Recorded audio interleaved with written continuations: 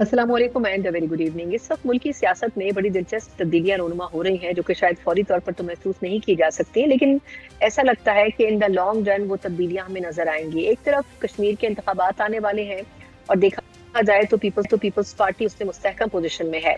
गिलगित बल्तिस्तान के बाद अगर कश्मीर में भी पीपल्स पार्टी की गवर्नमेंट आ जाती है तो सियासी तौर पर यह बड़ा मुख्तलिफ होगा, क्योंकि विफाक में मुस्लिम लीग नून की हुकूमत है।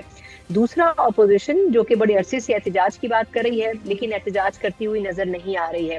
इस पूरे सिनेरियो में पाकिस्तान पीपल्स पार्टी के बारे में अगर देखा जाए तो वो अपने कार्ड्स सबसे बेहतर तरीके से प्ले कर रही है। लेकिन क्या अगर अगले इलेक्शन को मद्देनजर रखा जाए तो वाकई मुस्लिम लीग नून भी इतनी आसानी से हार मानने को तैयार होगी? और दूसरा, अपोजिशन के बारे में एक बड़ा वाजे जो है वो डिफरेंस ऑफ ओपिनियन मौजूद है पीपल्स पार्टी में और नून लीग में। इन तमाम चीजों के ऊपर बात करते हैं प्रोग्राम के पहले हिस्से में कि क्या वाकई नून और पीपल्स पार्टी एक पेज पर है भी या नहीं। मेरे साथ मौजूद है पहले सेगमेंट में बात करने के लिए पार्टी के सीनियर रहनुमा है सैयद नैयर हुसैन बुखारी साहब। किसी तारुफ के मोहताज नहीं। बुखारी साहब, सर आपके वक्त का बहुत शुक्रिया। सर पहले तो फरमाइएगा कि आपसे हम भी जब भी नशिस्त होती है यही सवाल करते हैं कि पीपल्स पार्टी और नून एक इत्तेहाद में तो हैं, लेकिन जब भी कभी कहीं इलेक्शन है, कहीं और कोई एक्टिविटी होती है, तो पीपल्स पार्टी बड़ी वोकल होती है अपनी रिजर्वेशन को रजिस्टर करवाने में। तो वाकई ये इत्तेहाद कोई मजबूरी तो नहीं है या एक कंसेंसस है जो कि आप साथ लेकर चल रहे हैं? शुक्रिया। गुजारिश ये है कि हमारा इत्तेहाद उस सेंस में है कि हमने उनको सपोर्ट किया फॉर इंफॉर्मेशन ऑफ गवर्नमेंट, क्योंकि हम समझते थे कि जो रिजल्ट्स थे वो किसी एक पॉलिटिकल पार्टी के पास नहीं थी मेजॉरिटी। तो तीनों मेन जो पॉलिटिकल पार्टीज थी किसी के पास भी मेजॉरिटी नहीं थी गवर्नमेंट फॉर्म करने के लिए। लेकिन पीपल्स पार्टी चाहती थी कि डेमोक्रेटिक प्रोसेस जो है इसकी कंटिन्यूटी हो, और हमने दोनों जमातों से, पीटीआई से भी कहा था फॉर्म दी गवर्नमेंट, लेकिन उनके अपने जो डिस्प्यूट थे इंटरनल्स, उसकी वजह से वो कामयाब ना हो सके या वो आगे इनिशिएटिव ना ले सकी। और अल्टीमेटली नून के पास भी स्ट्रेंथ थी क्योंकि पीपल्स पार्टी जो थी थर्ड लार्जेस्ट पार्टी थी उधर वो। तो ऑब्वियसली फिर एमक्यूएम भी साथ शामिल आ गई, तो आईपीपी भी शामिल होगी, तो गवर्नमेंट बन गई।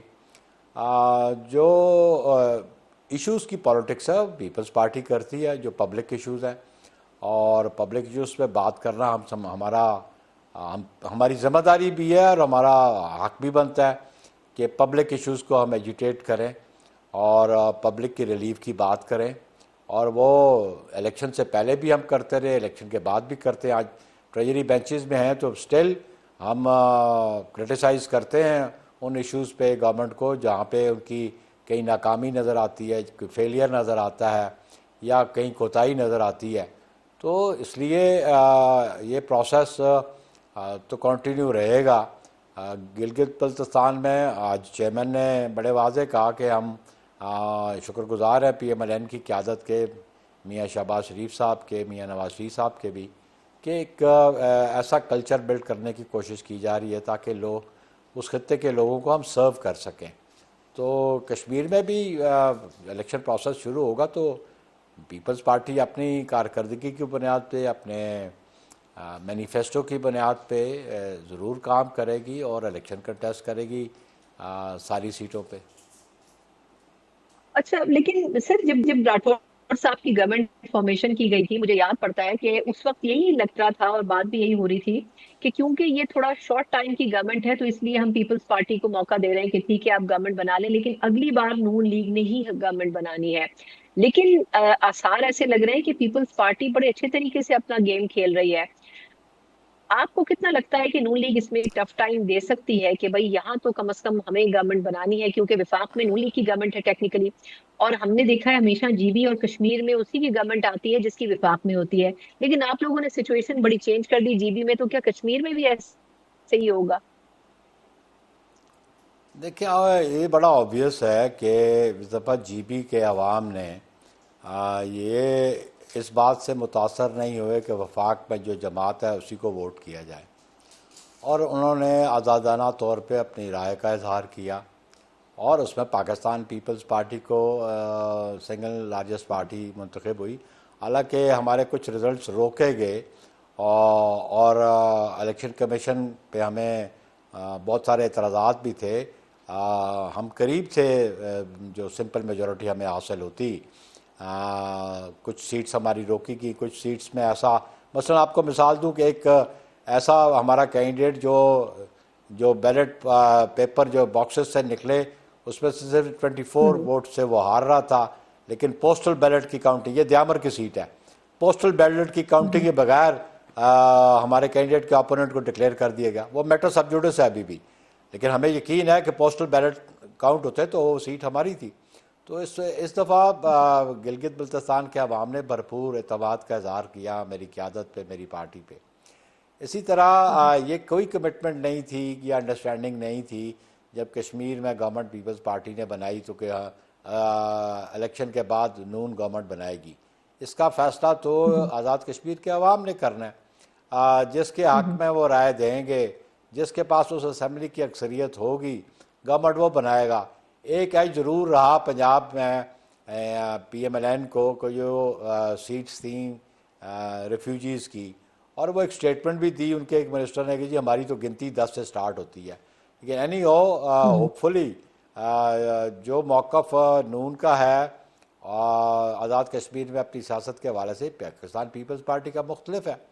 हम तो ऑपरेशन के हक़ में नहीं, हम तो डायलॉग के हक़ में हैं, और डायलॉग से इश्यूज़ रिजॉल्व होने चाहिए। और होपफुली जो आज स्टेटमेंट दी मेरे चेयरमैन ने, वो बड़ी अट्रैक्टिव स्टेटमेंट है आज़ाद कश्मीर के लोगों के लिए। और उन्होंने भरपूर कहा कि जनाब मैं इंतखाबात के बाद कॉन्स्टिट्यूशनल कन्वेंशन बनाने की कोशिश करूँगा जहाँ पे तमाम पॉलिटिकल पार्टीज़ पाकिस्तान की बैठें और एक प्रोविजनल स्टेटस दिया जाए कश्मीर को भी और गिलगित बल्तिस्तान को भी, और एक ऐसा स्टेटस दिया जाए कि उनकी नुमाइंदगी पाकिस्तान की कौमी असम्बली में भी हो और सेनेट में भी हो। तो ये एक ऐसा प्रपोज़ल है जो मैं समझता हूँ जो एक कमिटमेंट की चेयरमैन ने कि आपके हकूक़ के लिए आपको कॉन्स्टिट्यूशनल राइट्स मिलने चाहिए। तो ये बड़ा अट्रैक्टिव है और होपफुली इस इशू पे आज़ाद कश्मीर के लोग पाकिस्तान पीपल्स पार्टी को सपोर्ट भी करेंगे और उसको पजीराई भी वहाँ पे मिलेगी। अच्छा सर, एक टेक्निकल क्वेश्चन जो कि आजाद कश्मीर के हवाले से ही है, वो ये कि जो चौधरी रफीक नईर साहब हैं, उनको पार्टी टिकट नहीं मिला, उन्होंने कहा मैं as an independent candidate contest करूंगा। इससे पहले तनवीर इलियास साहब, वो तो खैर लेट पार्टी में उन्होंने ज्वाइन किया था, उन्होंने भी टिकट ना मिलने पे इस्तीफा दे दिया। तो आप समझते हैं कि डेडिकेशन से ज्यादा वहां पर इस वक्त प्रायोरिटी जो है वो टिकट मिलना है? नहीं, टिकट मिलना तो बड़ी इंपॉर्टेंट बात है। पार्टी का टिकट एक सपोर्टिव होता है फॉर अ कैंडिडेट कि चलो अपने पर्सनैलिटी के उसके वोट या अपने वेल विशर्स के वोट्स, लेकिन अल्टीमेटली जब तक पार्टी सपोर्ट ना हो, पार्टी प्लेटफॉर्म ना हो, तो इलेक्शन जीतना मुश्किल होता है। रफ़ीक नैयर साहब हमारे पुराने साथी थे, लेकिन एक स्टेज पे पीपल्स पार्टी छोड़ के चले गए और फिर अभी पीपल्स पार्टी में वो वापस भी आए। और एक कॉन्स्टिट्यूंसी एक थी कि जिस पे वो टिकट मांग रहे थे और मेरी पर्सनली भी बात हुई उनसे इंटरव्यू पे भी। वो हमारे एक मरूम साथी थे मतलूब इनकलाबी, उनका बेटा लास्ट इलेक्शन लड़ा तो 17,000 वोट लिए, चंद हज़ार या सैकड़ों वोटों से वो हारा इलेक्शन। वो भी वफाक में जब गवर्नमेंट PTI की थी तो अल्टीमेटली उनको लूज़ करना पड़ा। हम होपफुल थे, लेकिन हमने पर्टिकुलरली क्वेश्चन किया रफ़ीक नैयर साहब को जब वो इंटरव्यू के लिए आया, क्योंकि मैं ख़ुद इंटरव्यू में मौजूद था बतौर सेक्रेटरी जनरल। तो उन्होंने कहा कि जनाब अगर टिकट मुझे नहीं मिलता तो मैं फिर भी पीपल्स पार्टी को सपोर्ट करूँगा। मैं इस उम्र में आके आप दोबारा पीपल्स पार्टी छोड़ना नहीं चाहता। फिर वो पर्सनली भी मैंने उनसे बात की, मेरे पास तशरीफ़ लाए, उनकी मेहरबानी थी। यहाँ पे भी मैंने डिस्कस किया कि इन केस आपको टिकट नहीं मिलता, तो उसने कहा जी मैं तो पीपल्स पार्टी के कैंडिडेट को सपोर्ट करूँगा। अब आई डोंट नो क्या कौन सा एलिमेंट और आ गया जिसकी वजह से उन्होंने कहा मैं इंडिपेंडेंट कंटेस्ट करूँगा। अगर अभी भी वो मेरा अगर रब्ता हो तो मैं कहूँगा कि इस उम्र में आके ही 70+ ना हो। तो ये मैं नहीं चाहता कि वो माजी में वो पीपल्स पार्टी से मुंसलिक रहे। और तनवीर इलियास साहब he was never a political personality. मुझे भी पिछले 40-50 साल से कश्मीर की पॉलिटिक्स को मैं देख रहा हूँ, तो वो कहीं फिगर नहीं करते थे और वो मोहब्बतें ख़रीद लेते हैं। तो इसलिए उन्होंने एक प्रोसेस में आए, लेकिन अल्टीमेटली वो अपना टर्न्योर भी पूरा ना कर सके, और फिर टर्न्योर नहीं पूरा किया तो फिर वो डिस्क्वालीफाई हो गए। उस सीट पे पीपल्स पार्टी कामयाब होगी, और ये वो सीट चाहते थे। ये 4 सीटों पे उन्होंने नॉमिनेशन पेपर फाइल किए, लेकिन उन्होंने 3 पे हमें अप्लाई किया, 1 पे अप्लाई नहीं किया। तो हमें इनकी इंटेंशन नज़र आ गई थी कि ये पीटीआई छोड़ के आए हैं इधर, फॉरवर्ड ब्लॉक भी इन्होंने बनाया पीटीआई का, तो वो बहुत ज़्यादा ट्रस्टवर्दी भी नहीं थे, और अल्टीमेटली जो हमें अप्रीहेंशन से वही उन्होंने किया, पीपल्स पार्टी छोड़ के चले गए। अच्छा, ये बड़ा वैसे इंटरेस्टिंग सीन है जो कश्मीर में हो रहा है। इस हवाले से एक सवाल और कि आपके ख्याल में, आपकी तो पूरी जिंदगी सियासत में गुजर गई, इस वक्त पीटीआई के साथ जो हो रहा है, उन्होंने जीबी में भी बड़ी शिकायत की, और अब जिस तरह हाई कोर्ट में वहां फैसला हुआ आजाद कश्मीर में उनके निशान का, फिर सुप्रीम कोर्ट ने उस फैसले को मुस्तरद कर दिया। अब खबरें आ रही हैं कि शायद पीटीआई जो है वो बाइकआउट करने जा रही है। आप क्या समझते हैं कि इससे एक जो ट्रांसपेरेंट इलेक्शन का परसेप्शन है वो खराब होगा अगर पीटीआई बाइकआउट कर देती है इलेक्शन का? अगर वो बैकआउट करते तो ये बड़ा नॉन पॉलिटिकल डिसीजन होगा उनका।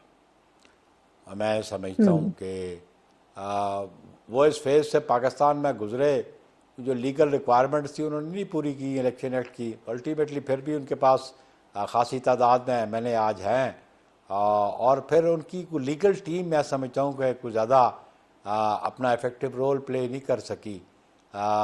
जब ऐसी अप्रीहेंशन थी तो उसका सब्सिट्यूट निकालते।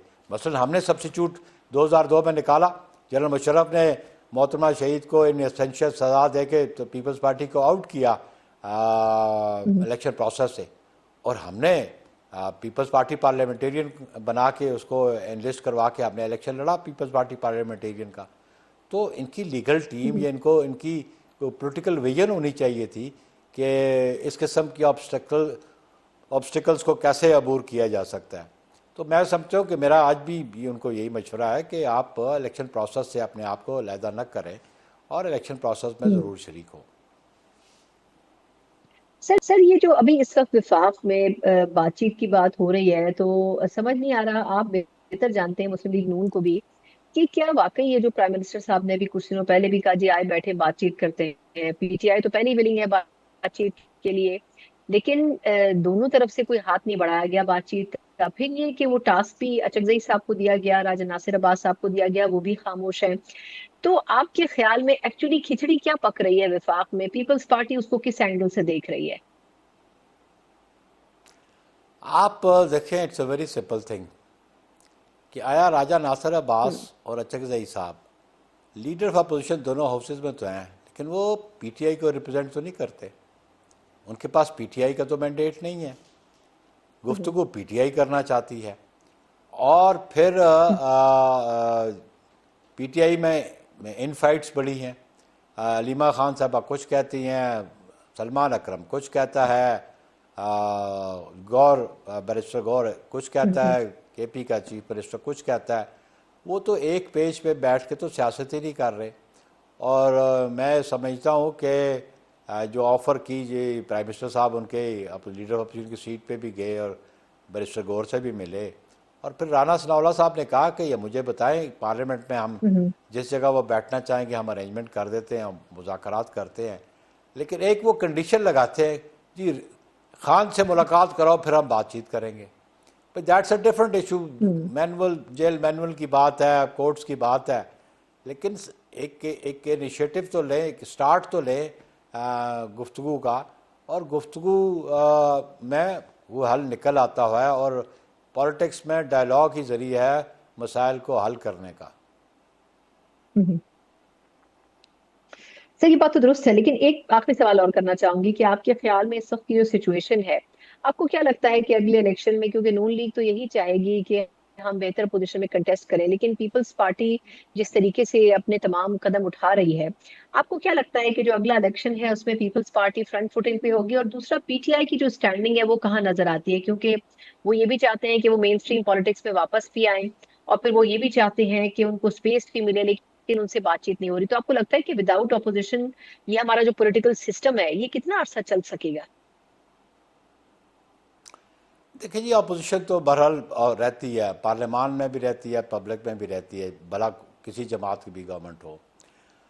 पीपल्स पार्टी का एक मौक़िफ़ है कि पंजाब में हमें लेवल प्लेइंग फील्ड मिली, और जो इलेक्शंस होते रहे 2013 ऑनवर्ड, उस किस्म की सिचुएशन ना हुई तो पाकिस्तान पीपल्स पार्टी पंजाब में अपना शेयर लेगी। और पंजाब में जब शेयर ले लेगी अपना, तो हम होपफुल हैं बाकी प्रोविंसेस में हम पोजीशन हमारी बेटर होगी और हम गवर्नमेंट फॉर्म करने की पोजीशन में आ सकते हैं। और ना भी आए तो फिर उस वक्त के जो रिजल्ट्स हैं वो बताएंगे कौन सी जमात किसके साथ होगी और कैसी वो साफबंदियाँ नहीं होंगी, ये उन रिजल्ट्स पे है। लेकिन पाकिस्तान पीपल्स पार्टी अपने मौक़िफ़ की बुनियाद पे, अपने मैंडेट जो हासिल करना चाहेगी, अपने मैनिफेस्टो की बुनियाद पे, अपनी पास परफॉर्मेंस की बुनियाद पे, और जो हम अपना मैनिफेस्टो देंगे जिसमें आवाम के लिए एक होप होगी उनकी ज़िंदगी को बेहतर करने के लिए, कानून की हुक्मरानी के लिए, आइन और पार्लियामेंट की सुपरमेसी के लिए, तो ऑब्वियसली हम समझते हैं कि हमें ज़रूर पजीराई मिलेगी पंजाब से भी। और पंजाब से अगर हमें पजीराई हम हासिल करते हैं फ्री एंड फेयर इलेक्शन में और लेवल प्लेइंग फील्ड हुई, तो हम इंशाल्लाह अगली गवर्नमेंट बनाएंगे। मैं समझता हूँ कि पीटीआई जो है वो फैसला कर रहे हैं उन्होंने पॉलिटिक्स करनी है या एजिटेशन करना है। पीटीआई ये फैसला कर ले कि उन्होंने मुज़ाकरात करने हैं या एजिटेशन करना है, तो मुज़ाकरात ही हल है। मोहतरमा बेनज़ीर भुट्टो शहीद ने अल्टीमेटली 96 में मुज़ाकरात के ज़रिए ही PMLN के साथ चार्टर ऑफ डेमोक्रेसी किया था, क्योंकि हमने माजी को देखा 80s ऑनवर्ड 90s की जो सूरत हाल थी उसको मोहतरमा ने मद्देनज़र रखते हुए अपने पॉलिटिकल ओपोनेंट से बैठ के बात की और एक चार्टर ड्रॉ किया। अब हम समझते हैं कि पीटीआई को भी पॉलिटिकल अप्रोच रखनी चाहिए। एजुटेशनल पॉलिटिक्स जो है वो किसी को डिसलॉज भी नहीं करते, और मैं वैसे भी एज अ पॉलिटिकल वर्कर समझता हूँ कि किसी गवर्नमेंट को प्रोटेस्ट के लिए डिसलॉज करना मुनासिब बात नहीं है। आपके पास हाउस में अगर तादाद पूरी आ जाए तो किसी को डिसलॉज कर रहा है तो by vote of no confidence dislodge कर दे।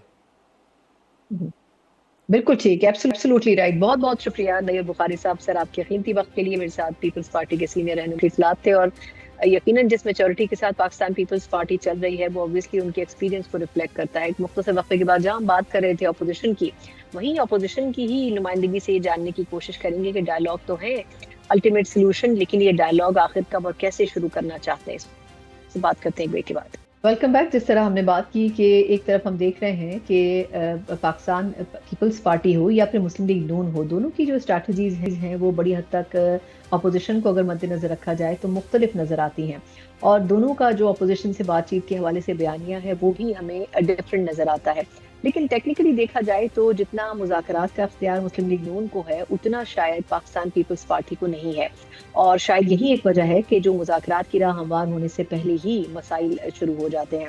अब एक मरतबा फिर पिछले कुछ दिनों से इस बात की बाज़गर सुनाई दे रही है कि शायद अपोजिशन से बातचीत करना चाहती है हुकूमत, लेकिन उस हवाले से भी वेट एंड सी की पॉलिसी इख्तियार की जा रही है। और जितना भी आप मुस्लिम लीग नून के हलकों में बात करें तो यही कहा जा रहा है कि शुरुआत पाकिस्तान तहरीक इंसाफ से हो जाने में कोई हर्ज नहीं होना चाहिए। लेकिन क्या एक तरफ पीटीआई के केसेस जो कि कोर्ट्स में अब फ्रीक्वेंटली लगना शुरू हो गए हैं, एक तरफ से वो भी प्रेशर है, और दूसरा बानी चेयरमैन पीटीआई से मुलाकातों के ऊपर भी जो गैर एलानिया पाबंदी है वो भी मसाइल पैदा कर रही है।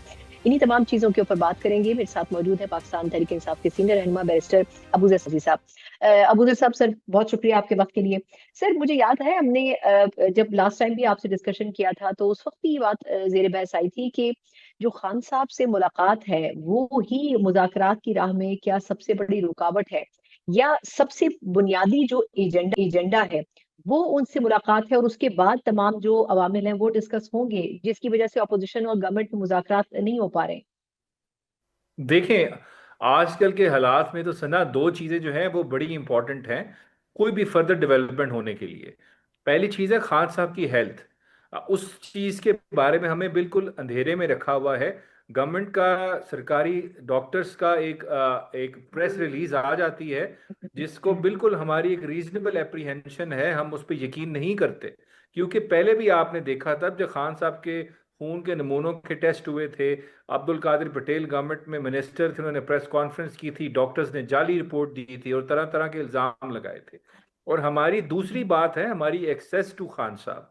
जब तक ये दोनों चीजें गवर्नमेंट इंश्योर नहीं करती, तो उसके बाद फर्दर मुज़ाकरात कैसे हो सकते हैं? देखें, हमारे लिए मुज़ाकरात से ज़्यादा इंपॉर्टेंट है खान साहब की हेल्थ और उनसे एक्सेस होना। एक्सेस होगी तो हम उनसे बातचीत कर सकते हैं, उनको बता सकते हैं कि ये गवर्नमेंट की तरफ से ऑफर आ रही है और ये हमारा जो है हम ये चाह रहे हैं। खान साहब फिर बताएंगे, या किसी चीज़ पे हमें पीछे हटना है, वहीं पे कायम रहना है।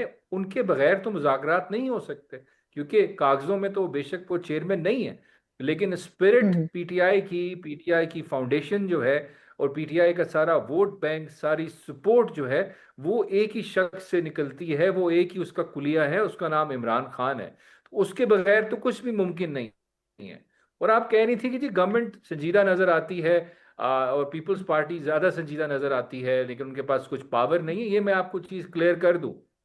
देखिए, इन दोनों के पास कुछ पावर नहीं है, इनकी कोई वैल्यू नहीं है मुज़ाकरात में, और ये बेनिफिशरी हैं। अगर खान साहब डिमांड करते मुझे मेरा मैंडेट वापस करें, अदलिया को आज़ाद करें, तो इन दोनों का कॉन्सिक्वेंस क्या होगा? इन लोगों के पास तो सीटें भी नहीं रहेंगी, ये तो ऑपोजिशन में चले जाएंगे।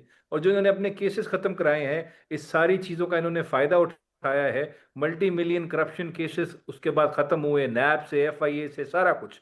तो वो सब कुछ तो हम्म। रिवर्स होना है। तो ये तो बेनिफिशियरी है इस सारे फॉर्म 47 के इस पूरे मैकेनिज्म जो स्टेटस को इंस्टॉल किया गया है। तो I don't think they are even serious about it. अब पावर इनके पास हो ना हो, एक उस सेकंड डिबेट है। ये तो चाहते ही नहीं है कि इस तरह की कोई बात हो, खान साहब बाहर आए, उनको मैंडेट वापस दिया जाए। ये फरमाइएगा कि ये जो बैरिस्टर गौहर साहब ये कह रहे हैं कि जी जो इख्तियार है मुज़ाकरात का वो सिर्फ राजा नासिर अब्बास साहब के पास है या महमूद असद साहब के पास है, आपको लगता है कि वाकई मतलब खान साहब ने उनसे कहा था कि आप बातचीत करें, लेकिन पाबंद तो नहीं किया था कि उनके अलावा पार्टी से अंदर कोई और बात नहीं करेगा? या आप लोग समझते हैं कि अगर अथॉरिटी उनके पास है तो फिर अचकजई साहब ने कुछ इनिशिएट अभी तक कोई कदम उठाया इस हवाले से? देखिए, ये तो एक पार्टी का कलेक्टिव फैसला था। जब इनको हमने लीडर ऑफ ऑपोजिशन नॉमिनेट किया, तो इन लोगों को फिर जब दूसरी सी साथ आपकी वो बनी, मूवमेंट बनी, तो यही कहा था ये लीड करेंगे। बिल्कुल गौर साहब की ये बात ठीक है। अब आप कह रही हैं फॉर इंस्टेंस, तीन चार अगर हम फ्रंट खोल दें मुज़ाकरात के, हम्म। तो एक फ्रंट पे कोई और बात हो रही हो, दूसरे पे कोई और बात हो रही हो, तो प्रॉपर आपकी नेगोशिएशंस भी, आपकी बातचीत भी नहीं हो सकती। तो मेरे ख्याल से इट्स अ सेंसिबल अप्रोच कि ये दो लोग ही लीड करें। अभी तक अगर कोई सब्सटैंटिव डेवलपमेंट होती, तो वो आपको नजर आ गई होती। और मैं आपको कहता हूँ, अगर हुकूमत वाकई चाहती है, हुकूमत मीन्स इनको लाने वाले, ये तो मैटर ही नहीं करते, हम्म। कि मुल्क में स्टेबिलिटी आए और मुल्क के अंदर एक जो अवाम के अंदर नफरत है सबके लिए, जिन लोगों ने इमरान खान पे जुल्म किया, वो खत्म हो। तो उसके लिए सबसे जरूरी हम्म। है कुछ गुडविल जेस्चर दिखाएं, खान साहब के बुनियादी हकूक हम्म। बहाल करें, उनकी इलाज को ट्रांसपेरेंट करें और उनकी मुलाकातें बहाल करें। उसके बाद अच्छी डेवलपमेंट हो सकती है। उसके बगैर आप नहीं एक्सपेक्ट कर सकते कोई पॉजिटिव साइड पे चीजें जाएं। हम्म। अच्छा चलिए सर, अब थोड़ा सा मैं एस्पेक्ट आपसे जानना चाहूंगी कि इस वक्त जो पीटीआई जिन चैलेंजेस को फेस कर रही है, कोर्ट में जो खान साहब के केसेस हैं, आप खुद बैरिस्टर हैं तो जरूर आपकी नॉलेज से मैं इस हवाले से जानना चाहूंगी कि अब ये जो केसेस लग रहे हैं, पीटीआई को एक मसला तो था कि केसेस नहीं लग रहे हैं, लेकिन अब क्या करना चाहिए? मतलब एक्सपेक्टेशन कोर्ट से कोई बहुत ज्यादा नहीं है, लेकिन चले आप लोग किस तैयारी के साथ जाएंगे? वो कह रहे हैं जी गवर्नमेंट का स्टांस है कि ये एक बिल्कुल क्लियर केस है करप्शन का, पीटीआई की नजर में ये एक सियासी केस है। तो अब ये कैसे साबित होगा? कोर्ट्स के ऊपर वो ट्रस्ट लेवल तो माजी में भी किसी सियासी जमात का नहीं रहा और इस वक्त भी पीटीआई का नहीं है। देखें, ये सियासी केसेस हैं, फ्रिवलेस केसेस हैं, बोगस केसेस हैं। ये कोई हवा में बात नहीं है। उसका सिंपल सा एक टेस्ट केस आपके सामने सारे पड़े हैं।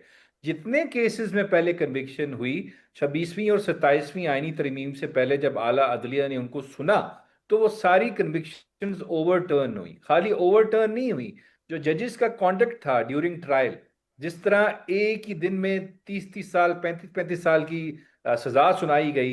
ये बात हुकूमत करती है जो कि जी हमें ये नहीं दिया गया, इनको तो रिलीफ जो दिए गए, वो तो अभी नवाज शरीफ साहब अब लंदन में जहाज में बैठे थे, प्रोटेक्टिव बेल यहाँ उनको मिल गई थी, फिर जहाज के अंदर मौजूद थे। तो उनकी जो अपील थी नैब की, उसके लिए जो बायोमेट्रिक कराने के लिए खान साहब हर हफ्ते जाते थे इस्लामाबाद, और उनको वहीं से अरेस्ट भी किया गया था कोर्ट के अंदर से गैर कानूनी तरीके से। खान साहब तो खुद जाते थे बायोमेट्रिक कराने, मियां नवाज शरीफ तो जहाज में बैठे थे अमला आया इस्लामाबाद हाई कोर्ट और नादरा का, उनकी बायोमेट्रिक करा के गया। तो they were the favourite children of law and the judiciary since 1990। पहले पीपल्स पार्टी रिसीविंग एंड पे थी, ये फेवरेट थे, फिर पीटीआई रिसीविंग एंड पे, और यही फेवरेट हैं। कुछ चीजें और भी हैं जो इलेक्शन से मुताल्लिक है, वो मैं जरूर जानना चाहूंगी आपसे कि आपके ख्याल में अभी जीबी इलेक्शंस में भी काफी मसाइल रहे। आजाद कश्मीर के इलेक्शंस का आ रहा था कि शायद पीटीआई बाइकआउट करने जा रही है क्योंकि जीबी में भी बहुत से इश्यूज फेस करने पड़े। तो सुप्रीम कोर्ट ने वहां पर डिसीजन दे दिया। एक तो मैं वो भी जानना चाहूंगी कि वो इलेक्शन कमीशन की सुनवाई हाई कोर्ट में नहीं हुई थी लेकिन सुप्रीम कोर्ट में हुई, और फिर निशान भी वापस ले लिया। अब पीटीआई वाकई बाइकआउट की तरफ जाएगी, ये नुकसानदेह नहीं होगा खुद आपकी जमात के लिए? देखें सना, नुकसान क्या होना है, मैं आपको सिंपल सी बात बताता हूँ, हो रखा है। अब ये पूरी तरह प्रिपेयर्ड है। अब ये क्या करते हैं, जब जिमनी इलेक्शन होता है तो उससे पहले ये आरओ का दफ्तर सील कर देते हैं और फॉर्म 45 भी मैन्युफैक्चर अप करते हैं, फिर जाके 47 इशू करते हैं। अब और जीबी हम्म। में क्या है, देखें, जब आपने इलेक्शन रैली नहीं करने देनी, आपने को प्रोटेस्ट नहीं करने देना, डेमोन्स्ट्रेशन नहीं करने देनी, जलसा नहीं करने देना, फिर इलेक्शन सिंबल भी छीन लेना है और फिर वही हरकत करनी जो जिमनी इलेक्शंस में की है। तो ऐसे इलेक्शन को हम पार्टिसिपेट करके उसमें क्यों लेजिटिमेसी दें, ऐसी चीज को जिसका इलेक्शन से कोई लेना देना नहीं है। देखें, election, what is election? Election is when you have four choices और आपने एक चीज को चूज करना है। जब आपके पास जिसको आप चूज करना चाहते हैं वो चॉइस मौजूद ही ना हो, एक फॉर्म के ऊपर एग्जिस्ट ही नहीं करती, तो उसमें पार्टिसिपेट करने का क्या फायदा? सो हम ये समझते हैं, जो अब ये सिस्टम आ गया है इलेक्शन का, ये इलेक्शन नहीं है, ये अपॉइंटमेंट है। ये इलेक्शन नहीं है, ये हम्म। अपॉइंटमेंट होती है।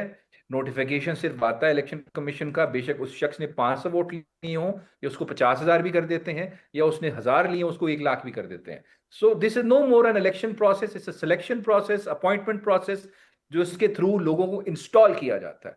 सो इस का पार्ट हम्म। बनने से बेहतर, अगर इस तरह का माहौल रहा तो हम बाइकआउट ही करें, तो मेरे ख्याल से बेहतर है। यही पार्टी डिसाइड अब तक कर चुकी है, आगे देखें लेट्स क्या होता है। बिल्कुल ठीक है। Thank you so much sir for your time. हमारे साथ अबू सलमान साहब थे, बैरिस्टर अबू सलमान नियाज़ी साहब, और ऑब्वियसली जो टेक्निकलिटीज हैं उसके ऊपर बड़ी तफसील से इन्होंने बात की है। यकीनन पीटीआई तो अब ये चाहेगी कि इलेक्शन में कंटेस्ट करे, लेकिन जो इश्यूज वहां पर फेस करने पड़ रहे हैं उसके बाद अब ये डिसाइड करना होगा। लेकिन अगर ऐसा होता है कि पीटीआई वहां से माइनस हो जाती है तो इसका फायदा बाकी पॉलिटिकल पार्टीज यकीनन उठाएंगी। एक मुख्तसर वक्फे के बाद कुछ हम दीगर इश्यूज के ऊपर भी बात करेंगे। Welcome back. जिस तरह हम बात कर रहे थे अपोजिशन की, तो एक और बड़ा मसला जो कि अपोजिशन में इस वक्त दरपेश है वो ये कि जहां लीडरशिप में इख्तलाफात मौजूद हैं, वहीं वहीं सबसे बड़ा इशू ये है कि सीएम खैबर पख्तूनख्वा जो है उनके इस्तीफे की या उनको उहदे से हटाए जाने की खबरें भी पिछले कुछ अरसे से घूमती रही हैं। और इसकी एक बड़ी वजह ये भी है कि जहां उनसे गवर्नेंस के हवाले से सवालात किए जा रहे हैं, वहीं उनकी एक बड़ी नाकामी ये भी है कि वो अडियाला के बाहर वो शो नहीं लगा सके जो कि उनसे तवक्को की जा रही थी। और उससे पहले अली अमीन गंडापुर साहब जैसा परफॉर्म करते थे उसका भी मवाजना किया जा रहा है।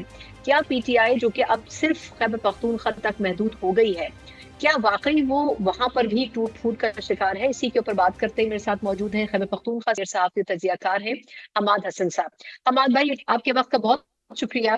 अच्छा, पहले तो मैं ये जानना चाहूंगी कि ये जो खैबर पख्तूनख्वा के सीएम के इस्तीफे या उन्हें हटाए जाने की अफवाहें थी, इसमें कितनी रियलिटी है?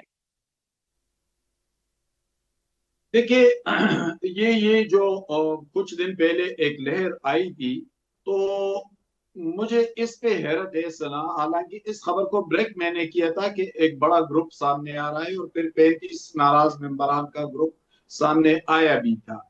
अगर आपको याद हो तो जब 2024 के इलेक्शन हुए थे तो उन्हीं दिनों मैंने एक खबर दी थी कि कुछ एफिडेविट वाले मेंबरान इसमें आए हैं असेंबली के अंदर। अब वो मेंबरान सामने आए और वो मेंबरान अचानक पीछे भी हट गए, यानी अब कहाँ है वो 35 नाराज मेंबरान? तो जब हम कहते हैं कि पीटीआई के अंदर अब भी एस्टेब्लिशमेंट के असर रसूख उसी तरह है जिस तरह 2014 या 2018 के अंदर थे और वो एक सियासी जमात नहीं बन पाई है, तो यही हकाइक है ना जो हमारे सामने है। यानी सुहेल अफरीदी तो रिजाइन तक आ गए थे, लेकिन फिर अचानक उनके सामने तमाम मामला तहलील हो गए और वो नाराजगियां, न नाराज ग्रुप कहीं दिखाई दिया, न अली अमीन गंडापुर कहीं दिखाई दिए, न उनके मुखालिफिन कहीं दिखाई दिए, और फिर मामला स्मूथ पोजीशन पर आ गए। तो फिर पस मंजर में कौन है जो इस तरह के मामला चला रहा है? या पीटीआई की सियासत पर और उसके अंदरूनी तंजीमी मामलात पर, उनके इंतखाबी मामलात पर किसी के असरात हैं? एक बात तो ये है। दूसरी बात यह कि पीटीआई की सियासत और इक्तदार के दरमियान बहुत बड़ा फासला है, बहुत बड़ा गैप हम्म। है। यानी आप देख ले, फातिमा जना बहुत मकबूल लीडर थी, लेकिन अवाम उनके साथ थे डायरेक्ट। फिर भुट्टो साहब मकबूल थे, फांसी भी चढ़े, मुश्किलात का सामना भी, लेकिन पार्टी उसी तरह इंटेक्ट की। नवाज शरीफ मुल्क से जलावतन भी हुए, अटक किले में भी गए, लेकिन पार्टी उसी तरह चलती रही। अब खैबर पुख्तनख्वा के अंदर पीटीआई की सियासत एक तरफ है, इक्तदार दूसरी तरफ है। यानी जो लोग इक्तदार में हैं वो तो ठीक है, लेकिन उनकी तंजीमी सलाहियत कहाँ है? अगर इमरान खान मकबूल है तो फिर वो मकबूलियत अमली शक्ल में क्यों सामने नहीं आ रही है? क्योंकि अडियाला में तादाद तो 200-250 से आगे बढ़ी नहीं।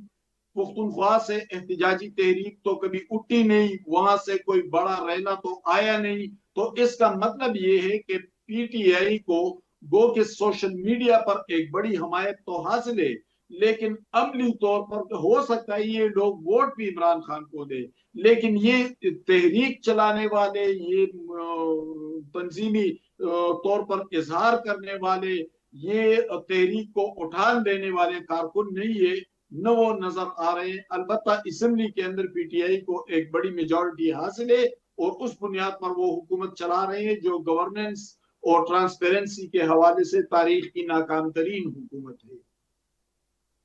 अच्छा, लेकिन अभी आपने हमारे भाई तफसीली इसका जिक्र किया है, लेकिन ये बताएगा कि ये जो लोग कंपेयर कर रहे हैं उनको अली अमीन गंडापुर से, वो ये कह रहे हैं कि जी अटियाला के बाहर भी लोग नहीं ले जा पा रहे, लेकिन गवर्नेंस के ऊपर भी लोग बड़ा सवाल उठा रहे हैं। आपको क्या लगता है कि आखिर ये अनएक्सपीरियंस है इसलिए गवर्नेंस पे तवज्जो नहीं दे पा रहे हैं? इशू क्या है जिसकी वजह से ये आप काम नहीं कर पा रहे उस तरह जैसे माजी के सीएम्स करते रहे हैं?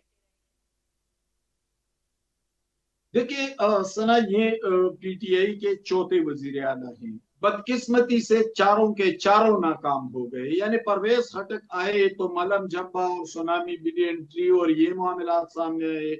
महमूद खान आए तो उनके भाई अहमद के मामलात सामने आए और अरबों के मामलात, लीजेस और पता नहीं क्या कुछ चलता रहा। उन दिनों फैज हमीद का बड़ा असर भी था, वो पेशावर में भी थे, हुकूमत वही चलाते रहे। फिर अली अमीन गंडापुर आए तो उसी दौर में कोहिस्तान से लेकर प्लेस और गोल्ड तक, सीएनडब्ल्यू तक कितने बड़े बड़े मेगा स्कैंडल आए अरबों रुपए के।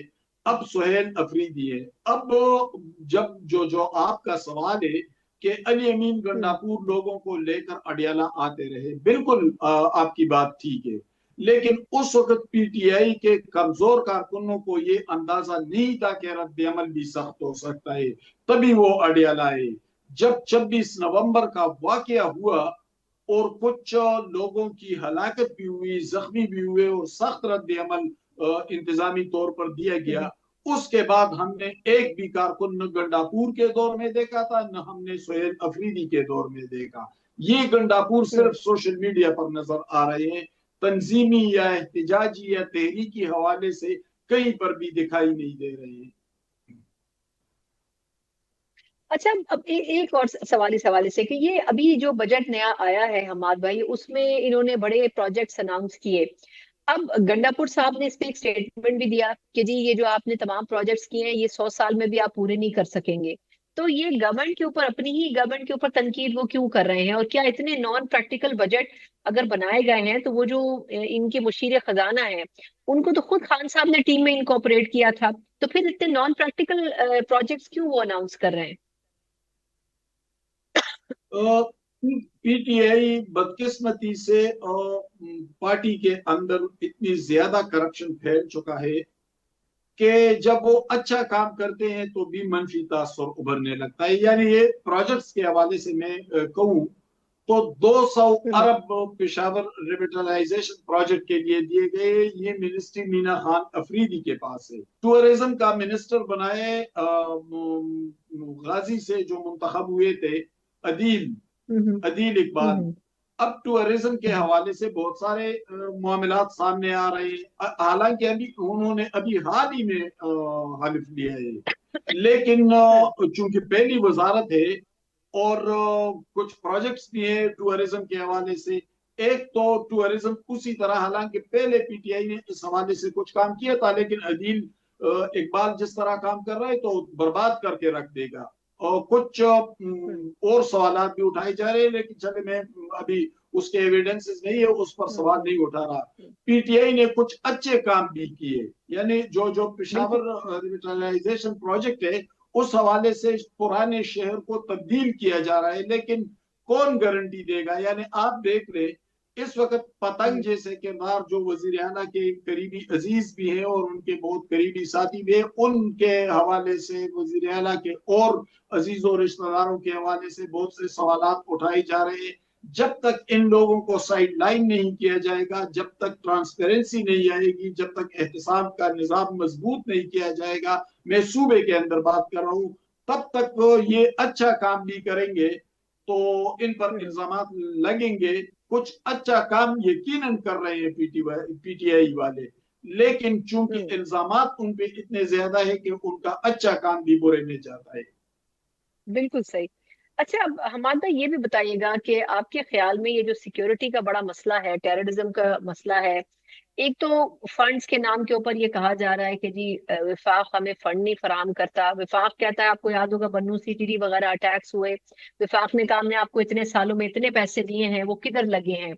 तो आपके ख्याल में गंडापुर साहब से लेके आफरीदी साहब तक अब ये जो टेररिज्म के मसाइल हैं, इसको काबू पाने के लिए क्या सोच रही है पीटीआई की गवर्नमेंट? ये सारा इल्जाम वफाक पे लगा रहे हैं, लेकिन चले मैं आपको बताऊं, जब 18वीं तरमीम आई थी और बड़े सेक्टर्स यानी हेल्थ, एजुकेशन, ये तमाम सूबों को दिए गए थे, मैं एक सूबे की बात नहीं कर रहा, तमाम सूबों की कर रहा हूँ, तो उसमें ये भी लाजिम ठहराया गया था कि प्रोविंशियल फाइनेंस कमीशन के जरिए वो मॉनिटर करेंगे मामलात को। पैसा जो आपके पास आएगा उसे आप ग्रास रूट लेवल पे लेके जाएंगे, यानी देहातों से, यूनियन काउंसिल से ऊपर तहसील, फिर डिस्ट्रिक्ट, फिर डिवीजन, इस तरह पैसे का फैलाव होगा और उसी पे काम होगा। और प्रोविंशियल फाइनेंस कमीशन के मुसलसल इजलास होंगे और वो मामलात को मॉनिटर करेंगे। मुझे बताया जाए प्रोविंशियल फाइनेंस कमीशन का एक भी इजलास बुलाया गया? ये पैसा जो ग्रास रूट लेवल पे जाना था वो पैसा सेंट्रलाइज्ड हो गया और वो सारा पैसा वजीर आला के हाथ में होता है, यानी वो जिस तरह चाहे उसको उसी तरह खर्च करे। यानी अभी बजट की बात आप करें, मैं पुख्तनख्वा के हवाले से बात करूं तो सिर्फ वजीर आला का सवाबदीदी फंड जो था वो परवेज खटक दौर में 3 करोड़ था, फिर महमूद खान ने कुछ बढ़ाया, लेकिन गंडापुर दौर में वो 50 करोड़ पे आ गया था। अब वो फंड बढ़ाते बढ़ाते 4.5 अरब पर ले गए। फिर मुजम्मिल असलम साहब हमें कहते हैं कि ये गलती से ये फिगर्स आए, भाई गलती से कैसे आ गया? दूसरी बात ये कि किस तरह मामलात आगे बढ़े, यानी यही मुजम्मिल असलम जो कराची का रहने वाला है, इमरान खान लेकर आए थे, उस मुजम्मिल असलम के खिलाफ क्या साजिशें नहीं हो रही है? वो क्या इस तक नहीं आएंगे कि किसी वक्त वो इस्तीफा दे सकते हैं? क्योंकि तैमूर झगड़ा को सुहेल अफरीदी ग्रुप सामने लाना चाहता है, क्योंकि वो गंडापुर मुखालिफ है। तैमूर झगड़ा पेशावर से इलेक्शन लड़े थे, मुस्लिम लीग के जलाल खान से हार गए थे और तैमूर झगड़ा ने मीडिया पर आकर कहा था कि मुझे हरवाया गया था कि गंडापुर का रास्ता साफ किया जाए। फिर इसी तैमूर झगड़ा के बारे में इमरान खान ने गंडापुर से बार बार कहा कि उसे मुशीर बना ले, लेकिन नहीं बनाया। अब उस तैमूर झगड़ा को सुहेल अफरीदी गंडापुर की मुखालिफत में मुशीर बनाना चाहता है, लेकिन मुजम्मिल असलम को इमरान खान लेके आए हैं। अब जिसको इमरान खान लेके आए उसके खिलाफ भी कुछ मामलात चल रहे हैं पसे पर्दा, ताकि तैमूर झगड़ा को सामने लाया जाए।